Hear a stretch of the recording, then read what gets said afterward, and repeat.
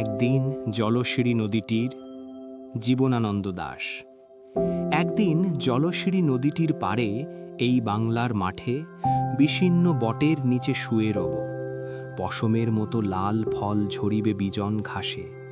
বাঁকা চাঁদ জেগে রবে, নদীটির জল বাঙালি মেয়ের মতো বিশালাক্ষী মন্দিরের ধূসর কপাটে আঘাত করিয়া যাবে ভয়ে ভয়ে। তারপর যেই ভাঙা ঘাটে রূপসীরা আজ আর আসে না কো, পাট শুধু পচে অবিরল, সেইখানে কলমির দামে বেঁধে প্রেতিনীর মতন কেবল কাঁদিবে সে সারা রাত।